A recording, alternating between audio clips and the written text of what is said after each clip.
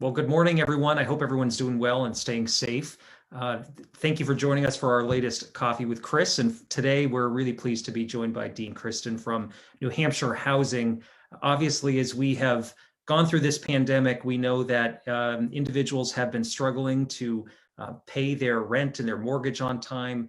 Affordable housing continues to be at a crisis point in New Hampshire. And we thank Dean for the work that New Hampshire Housing does day in and day out for folks who need this assistance. Dean, welcome. It's great to be with you. Well, thank you, Congressman. I appreciate you taking the time to talk about housing.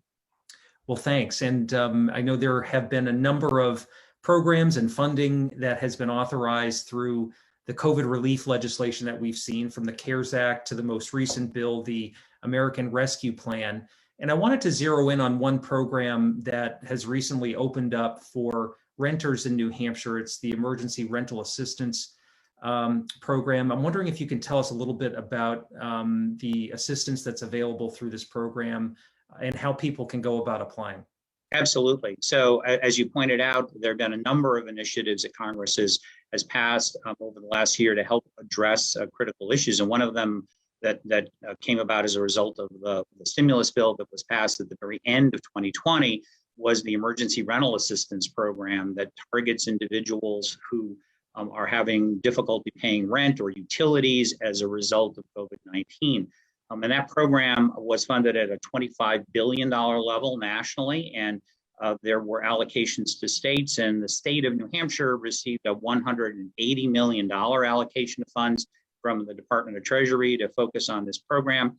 It is an initiative that is designed to help eligible households who have had difficulty over the last year in terms of unemployment or loss of income or other types of financial stress, and are therefore having difficulty paying their rent or paying utilities or paying other housing related expenses, by providing them with grants that can help cover those things. And frankly, in addition to helping those individuals with those really critical issues and help maintain their housing stability, it also is designed to address the needs of the property owner community, the smaller landlords, many of whom are small businesses that often cases have not been able to get rent payments from their tenants because the tenants just aren't able to do that.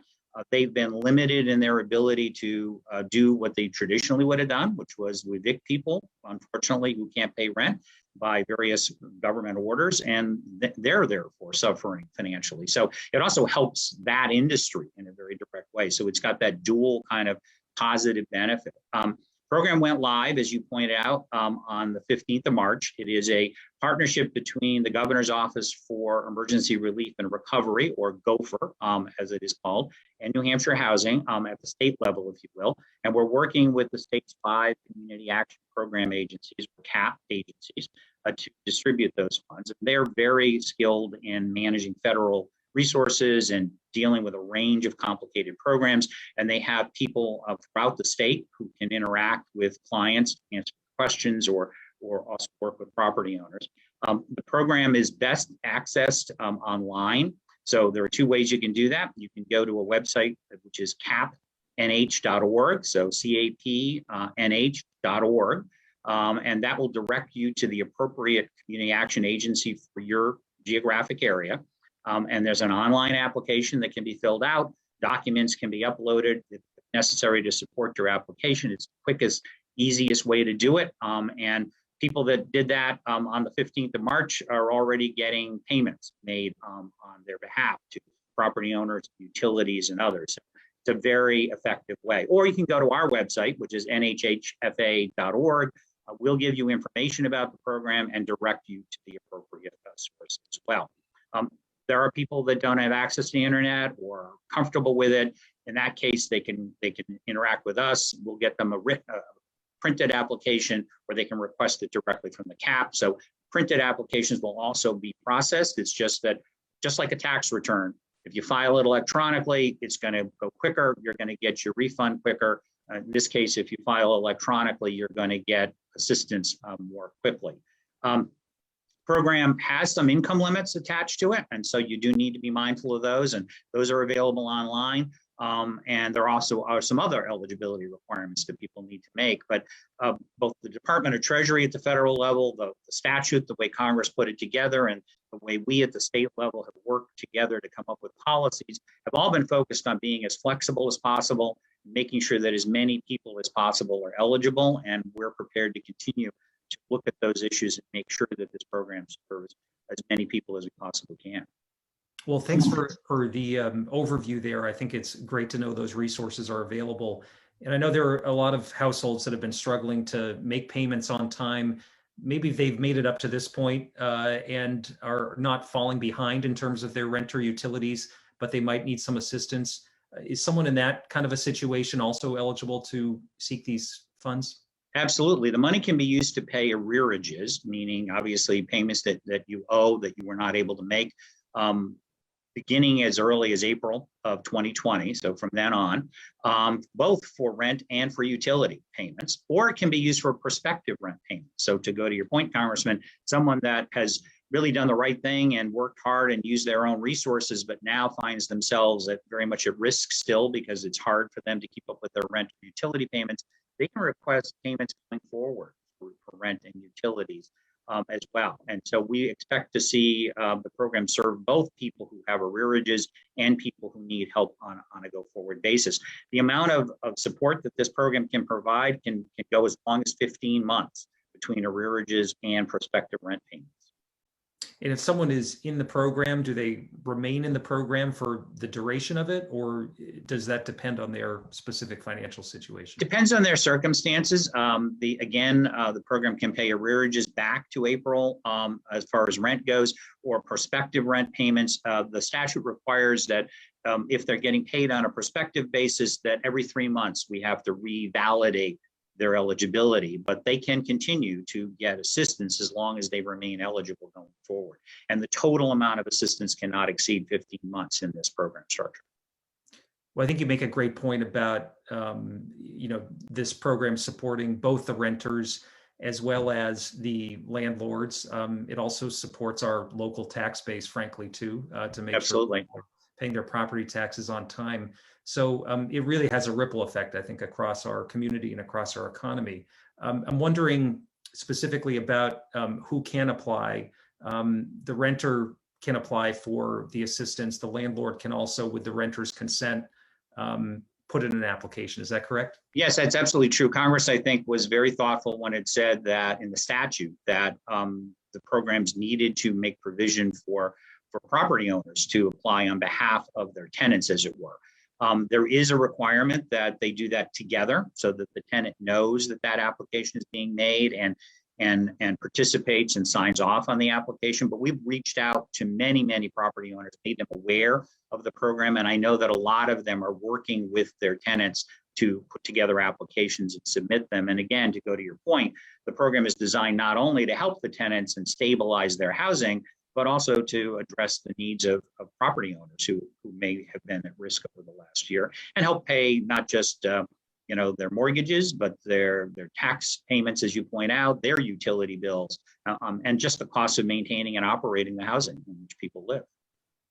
And some may have specific circumstances. They may be in a rent-to-own agreement, or maybe they're in a manufactured housing park where they own the land but rent the building. I'm just wondering, if there are people with special circumstances like this, if this program also applies to them. It does. So, for instance, if you're living in a manufactured home and you pay what is commonly known as pad rent, which is basically rent on the property underneath the unit, you are eligible if you meet the other eligibility requirements. Rent to own might work as well, depending on the circumstances of that. And really, the community action agencies are prepared to deal with individual circumstances as people present. We expect the vast majority of people will be sort of traditional renters. But if there are unique circumstances, we can look at those and make a determination as to whether the program will apply or not. Again, it's designed both at the federal level and at the state level to be as flexible a program as possible and to help as many people as we can. Well, that's terrific. And on the utilities end, if someone has, they're able to satisfy their rent obligations, but maybe they need some help with utilities, this can also work for them.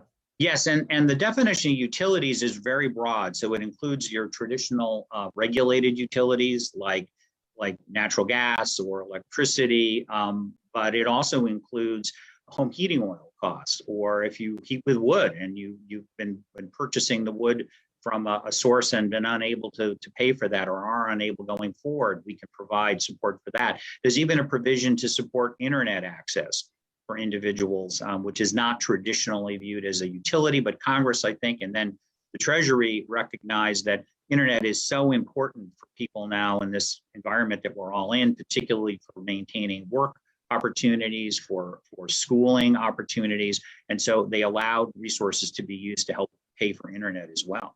So there's a broad range of what we would describe as energy and home heating and related costs that can be covered by the program. That's terrific.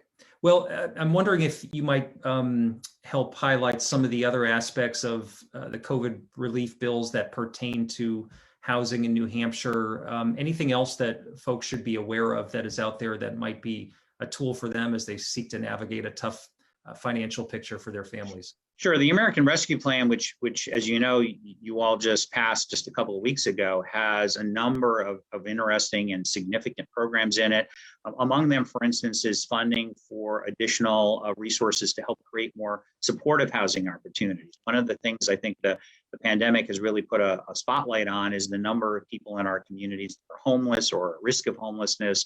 And the limited resources that have been available to actually help create housing opportunities for those individuals. So there is a significant resource allocation at both the state level, and it will be available separately to Manchester and Nashua, that will be used to help create more supportive housing that targets specifically the needs of homeless people or people with disabilities, for instance, by providing them not just a place to live, but also support services and case management and other resources that will help them succeed. So that's a critical and important program that we anticipate administering at New Hampshire Housing. There are resources that are included in the program that could be used to help assist moderate income homeowners who are at risk of losing their homes. That's on top of the work that the federal government has already done with forbearance and other types of programs for that population. There are additional housing choice vouchers, which is a long-term rental assistance support that can help certain very low-income households, again, targeted to people who are homeless. And there's additional funding for the emergency rental assistance program beyond the money that I mentioned already that could be available to the state. So a lot of resources coming forward from the federal government targeted really to housing needs that have become very, very evident as a result of COVID and been worsened in many cases by unemployment and economic dislocation that people suffered as a result of the pandemic. Well, I really think the biggest story that hasn't been told over the last few years in New Hampshire or been told enough is the story of the affordable housing crisis that exists in our state. It's been exacerbated by the pandemic. Where do we go from here? What tools do we need on the table beyond COVID to make sure that we're better addressing this situation, to make sure that this state is livable, that workers are able to live here and provide for their families, that we have more of an affordable housing stock, that we have more access to things like vouchers and tax credits that will make it all work? What are some of the tools that we need longer term? Well, two things I'd say in response to that very good question. One is there will be a need for more federal resources because at the end, the federal government has access to those resources in a more substantial way than perhaps the state does.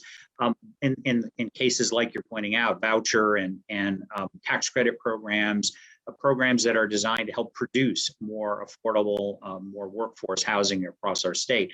We also need to look, frankly, at what the impediments are to creating more housing, because that's really what the challenge is all about, is that there's a fundamental imbalance between the housing stock we have and the demand that exists, which is why we have such low vacancy rates, such limited inventory of homes for sale. And that really requires us to take a hard look at regulatory policy at the local level. And admittedly, that's not something the federal government is going to be able to directly impact and the way we're structured, but you could create incentives at the federal level to encourage local governments to think more flexibly about housing development issues, about regulatory policy, because I think studies not only in New Hampshire, but across the country have pointed out that one of the reasons why we are struggling with a housing shortage, not just here, but in many other parts of the country, one of the major reasons is that we're overregulating housing development. We're making it too hard for the private sector to build the housing that we clearly need in order to support not just the needs of lower income people, but really the needs of the entire population, and support economic growth and development in our communities. So thinking about how to connect some federal resources perhaps to incentives that encourage local governments to rethink some of their policies, I think would be a really important tool to focus on as we go forward. Well, I think it's an important time to have that conversation. We've been focused now on the infrastructure bill in Congress and getting that moving forward. This can be a sort of a major package of infrastructure provisions that can help create the framework for success moving forward. And it's essential that we have housing provisions in that bill to provide the kind of federal support that is adequate to increase housing stocks and, as you say, provide the right incentives. But it really has to be on all levels of government commitment. We can't do it without the local buy-in, without the state support, without the federal resources. So absolutely, you're absolutely right, Congressman. And I think there is a wonderful opportunity here with the infrastructure focus to not only provide direct financial support, but also to look at this issue of how both the federal and state government can incent local governments to rethink some of the policies that many have identified as really limiting housing development over the last several decades. Well, Dean, I really appreciate your time. Thanks for sharing your expertise and a little bit about the Emergency Rental Assistance Program. One more time where folks can online find more information about that program. Absolutely. www.capnh.org, capnh.org is the best place to go, or New Hampshire Housing's website, which is nhhfa.org, and that'll direct you to that similar information. Pretty simple to do, and we certainly encourage anyone who thinks they might be eligible to go in, take a look at what the requirements are, and make application. Well, terrific. And folks can always call 211 to Absolutely. get connected to some of these resources. They can also call our office 285-4300 if they need any help. Dean, thanks so much for your time today. Best of luck with everything that you're working on. We look forward to staying in touch as we move Thank forward. you, Congressman, and appreciate your support and interest. All right. Well, have a great day. Have a great weekend, Dean. And thanks. You as well. You as well. Thank you.